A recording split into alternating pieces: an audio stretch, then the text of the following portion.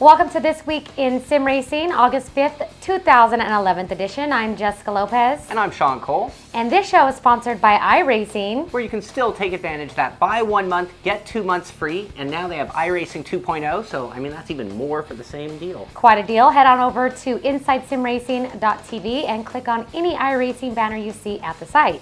Very good. So first up on today's show, the guys at ISI, that's rFactor or rFactor 2 to be even more clear, they've released 2 new videos that actually show more about rFactor 2 than anybody's seen yet.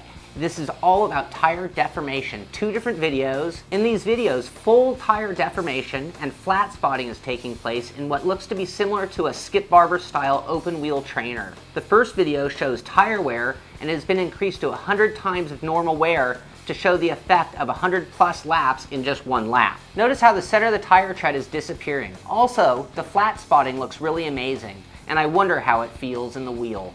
Also, check out the tire temperature readouts at the top left of the video. The second video shows tire deformation as the car goes around the track. Great to see that they are putting that much into the new tire model, and I wonder how the modders are going to be able to control that throughout the variety of different types of cars that they'll be building for this sim. So, as soon as we hear more about it, we'll let you know on the show. We sure will. Codemasters has released quite a bit of new content, downloadable content for Dirt 3. First up is the Mud and Guts pack. It's got mud, it's got guts, and it's a pack. It features 5 new cars. The first one is the Ford Mustang GTR Trailblazer, the Citroen C4 Rally X Rallycross, Saturn Sky Gymkhana, Lancia Stratos Rally 70s, and last but not least is the Peugeot 205 T16 Evo 2 Rally Group B car. The Mud and Guts pack can be purchased for €439 or $621 US on the PlayStation Network, or for 480 Microsoft points at the Xbox Live Marketplace. In addition to that, they've also released the X Games Asia Track Pack in honor of the X Games 17, which recently passed, actually last weekend, here in downtown Los Angeles. Now this pack includes 2 new rallycross tracks to the title. These multi-surface, mud-infested circuits are set in the heart of Tokyo Shibuya. Both tracks are given an X-Game tilt, combining aspects of tarmac and dirt courses and close quarters racing. This pack will run you about $5 on the PlayStation Network or 400 Microsoft points. Sounds pretty cool. It is pretty cool. So we've been reaching out to leagues, covering leagues on the show, because really this show is all about community. Another thing that goes on in the community is everybody and these elaborate rigs that people will build. So now we're going to start looking at rigs of the week, and our first one this week is the Race Base by Dawn Graphics, a sim racer from an island located off the coast of Venezuela known as Trinidad. He built this sim rig you're looking at here and used the Logitech DFP steering wheel to race and win a whole bunch of Grand Prix championships, all starting with GT1 for the PS1. He replaced the wheel with a Fanatec GT2 steering wheel, Club Sport pedals with a sequential shifter in addition to a 6-speed shifter. He also modified the rig by elevating it a foot off the ground to make it eye level with his Sony 40-inch flat screen and placed the wireless butt kicker at the bottom of his rig. And check out these cool caster rigs he put on the back, which makes it obviously pretty easy to roll around and store. I mean, I know we can use some of those here in the studio to get some rigs out of here. So overall, what a very cool looking rig. I mean, good luck racing in it, Dawn Graphics. I mean, thanks for sharing it with us, the community, everybody. And if you'd like to see your rig on the show, go to our forums at InsideSimRacing.tv/forums, where we have a thread there for sim rigs. Just post your rig and hopefully you'll see it here on the show. And we've all loved to see what you guys are working with out there. That's going to wrap up the first half of the show. Don't forget to check the description below for links to mostly everything that we've been talking about here. And when we return, we have some race recaps for the iRacing World Championships and more. Openwheeler is not just another racing seat. It's made with the input of real racing fans who know the mechanics of racing. The Openwheeler can be used by almost anybody, from a small child to a fully grown adult. Just like the seat in a real car, Openwheeler has a wide range of adjustable positions, just like a real car, including the angle of the seat up and back, and the pedal distance and wheel height. Openwheeler is super light and it only weighs about 50 pounds, and it's really easy to move around the house with its built-in wheels, and it folds down for easy storage.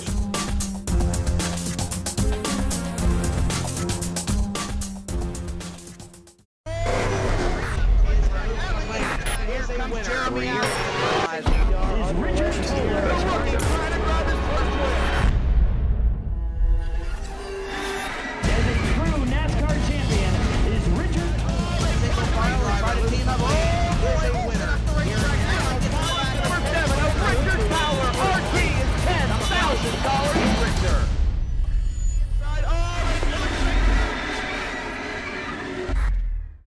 Welcome back to the show. We have a race recap for the iRacing NVIDIA Grand Prix Series, which headed to the rolling hills of Northeast Georgia for round 12 of 18 for 75 laps at a 2.5-mile course known as Road Atlanta. Before drops, Klaus Kivikas led reigning champ Gregor Hutu by only 10 points. After drops, Hutu was leader by just 2 points.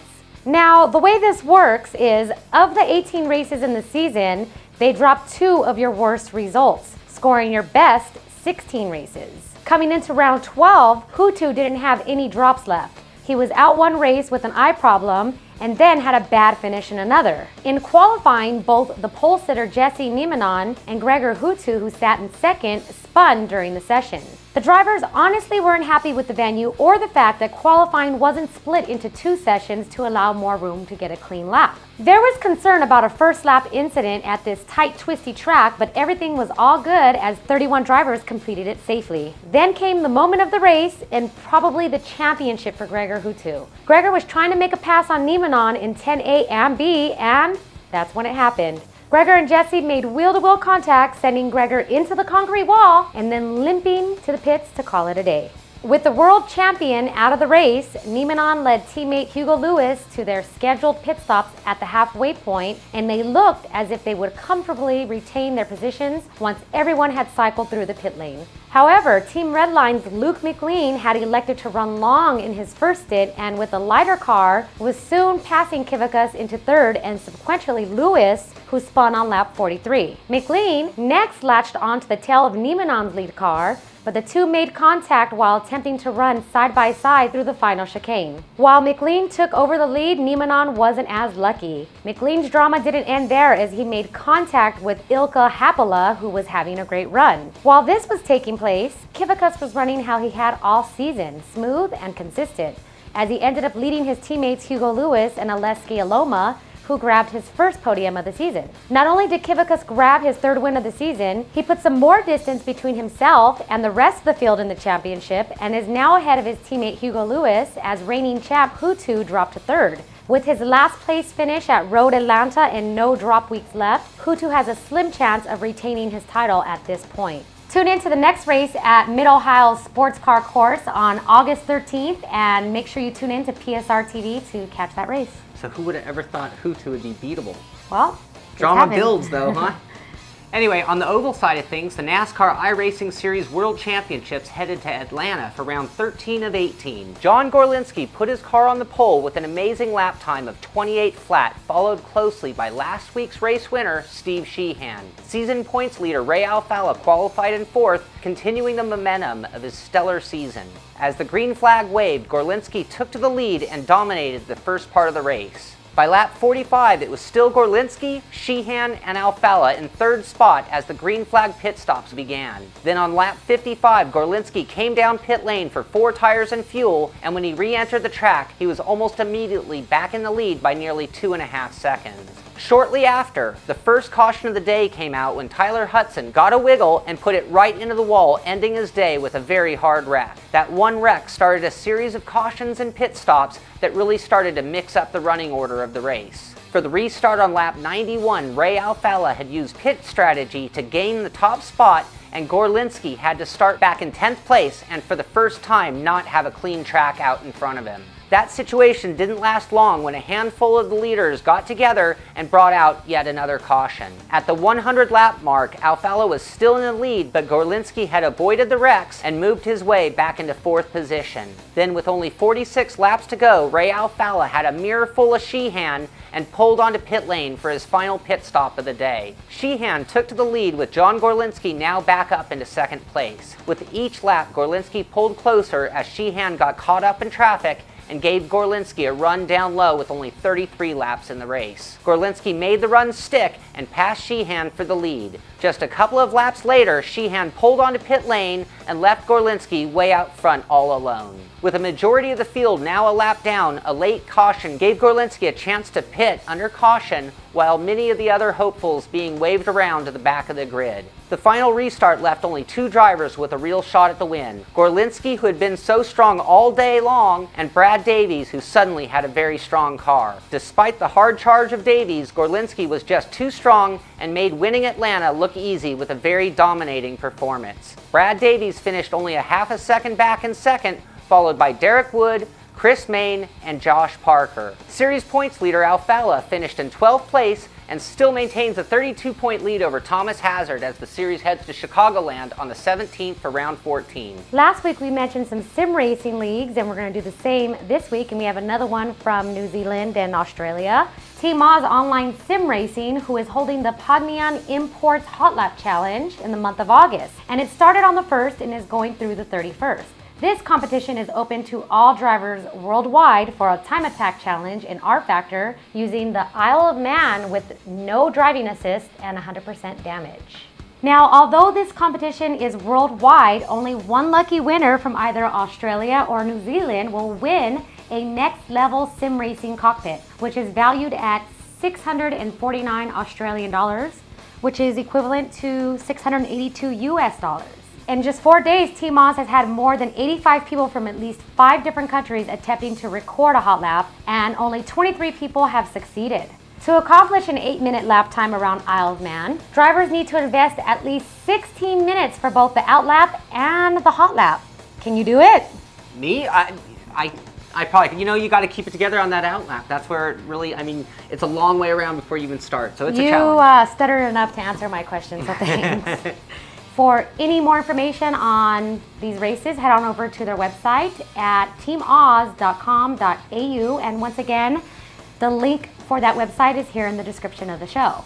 Now, another league that we like to give mention to is the SSCA, who is holding their Sebring Sports Challenge on August 13th. The challenge consists of one race starting at 5 p.m. Eastern Standard Time and 9 p.m. Greenwich Mean Time. The challenge will feature the Honda ARX 01C LMP2 and Ford GT GT2 at Sebring International Raceway using iRacing, and the race will be at night. There is a maximum of 40 entries, so get on over and sign up at sscarace.com. Darin and I have done a lot of racing in SSCA. So that's one you are confident about. Very much so. Another big story today is iRacing 2.0. We've talked a lot about it building up. Well, it finally released, and it has a whole slew of new features.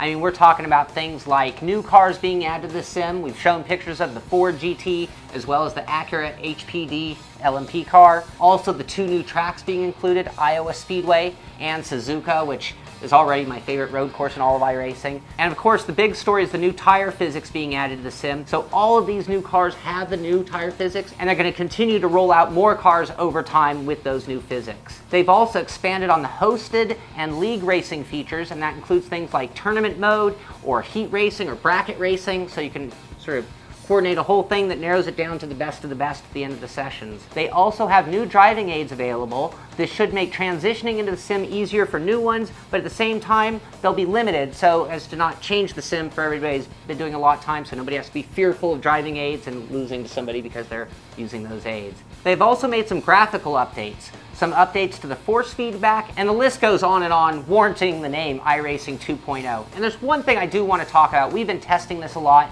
and there's an extra little addendum to the release notes, and that was regarding dampening, and they've completely changed it. You can now adjust the dampening in the sim, and what we learned is that 75, the setting of 75, would be equivalent to the way the sim was before 2.0. So when you fire it up, it's going to go all the way to 0, which is like a fraction of the dampening. We've been testing it, playing around. We seem to be comfortable somewhere in 30 to 50% range, but it's the kind of thing that you're going to want to feel out, and it's going to change the way the game feels. So some people on new physics, they get kind of crazy. It's like, check things like the dampening, check things like your force feedback setting, or we also noticed that a lot of the tire pressures with the new physics, they didn't work the way they did before. You might want to go lower tire pressure than you did before, or the default sets might be a little too high. Anyway, definitely some changes to look at in iRacing 2.0. Advice from the pro himself. In a couple weeks here, on August 27th and 28th, we here at Inside Sim Racing are going to be heading to an event, and it's the North American Finals of the Tamiya Championship Series. The series started in 1994 and it consists of carpet, asphalt, and dirt track surfaces and culminates with a 2-day season finale at the Tamiya American headquarters located in Aliso Viejo, California. There, Tamiya will crown 3 winners in 3 different classes, Mini, GT2, and F1, who will win a trip to Japan to compete in the World Championships in November. Now, we will all be present, myself, Tommy, Darin, Shaun, which by the way, welcome to the show, Darin. Thank you. Good to be here.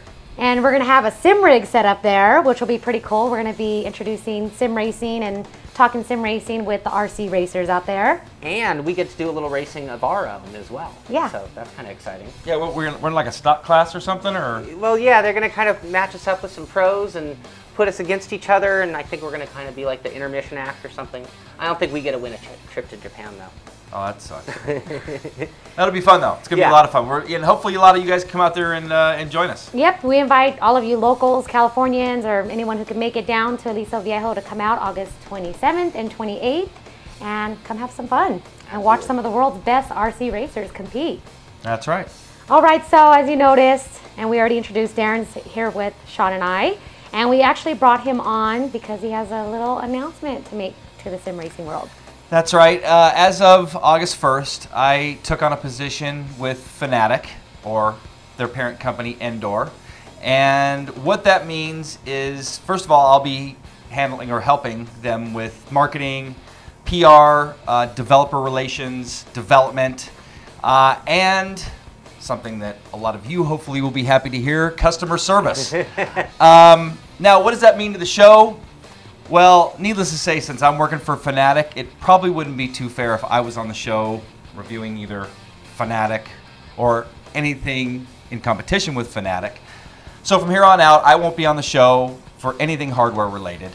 But I will be on the show for This Week in Sim Racing, software reviews, because that's not in competition with Fanatec. So anyway, yeah. But I guess we have a big scoop here. I mean, customer service at Fanatec? Yeah, I can't make an instant change, but hopefully I'll be able to make a big difference. And Fanatec's a great company. I'm good friends with Thomas, and I'm really looking forward to working with them. And hopefully it'll be a good thing for everybody in sim racing. And, Absolutely. And for the show here. Hopefully I'll be able to make some new relationships with some of the developers and get some more inside scoops for the show. There you go. go. Could be a win-win for all of us. Hopefully it will. All right, well, I guess that's going to wrap up This Week in Sim Racing August 5th edition. Don't forget, and we already mentioned this earlier, for links for mostly everything that we mentioned here on the show, you can find that in the description. So if you're interested in any of those leagues or the DLC that we talked about or showing us your sim rig and you forgot where to find it, check out the description of the show. Also, a link to our World Championship page. We got an iRacing page specifically devoted to the World Championships, and we haven't really talked about it here on the show, but it's a cool page. It's got the standings there. You can watch the races from there, so check it out. We'll have a link to it in the description as well. Definitely. I guess that's going to wrap things up, guys. Yep. We congratulate Darin on his new venture Thank you. and hope he does very well. I'm sure he will. Thank you very much. much. And we'll all still be here.